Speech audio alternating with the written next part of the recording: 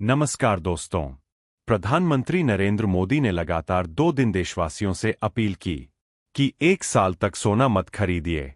लेकिन इसके बाद जो हुआ उसने सरकार और बाजार दोनों को चौंका दिया। लोगों ने सोना खरीदना कम नहीं किया, बल्कि सिर्फ 2 दिनों में सोने की बिक्री में 20% तक की तेजी आ गई। अब सवाल ये है, आखिर ऐसा क्यों हुआ? क्या लोगों को डर लग गया था कि आने वाले समय में सोना और महंगा होने वाला है?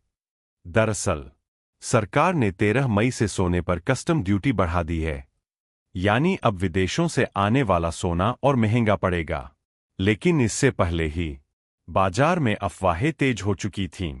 किसी को डर था कि सरकार इंपोर्ट ड्यूटी बढ़ा सकती है, तो किसी को लग रहा था कि गोल्ड पर जीएसटी भी बढ़ सकता है। बस इसी डर ने लोगों को तेजी से खरीदारी करने पर मजबूर कर दिया। प्रधानमंत्री मोदी की अपील के बाद पूरे देश में पैनिक बाइंग शुरू हो गई, यानी लोग घबराहट में ज्यादा से ज्यादा सोना खरीदने लगे। शादी का सीजन आने वाला है और लोगों को लगा कि अगर अभी नहीं खरीदा तो बाद में सोना और महंगा मिलेगा। रिपोर्ट्स के मुताबिक सिर्फ 2 दिनों में ब्राइडल ज्वेलरी की बिक्री 15 से 20% तक बढ़ गई।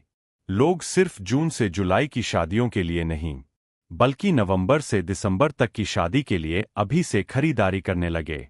मुंबई के मशहूर जवेरी बाजार में भी कारोबार में लगभग 20% की तेजी देखने को मिली और बड़े-बड़े ज्वेलरी शोरूम में रोजाना की बिक्री 25 लाख रुपए तक पहुंच गई।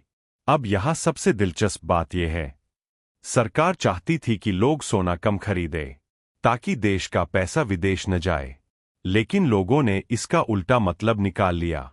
उन्हें लगा कि आगे सोना और महंगा होगा और इसी दर में खरीदारी और बढ़ गई।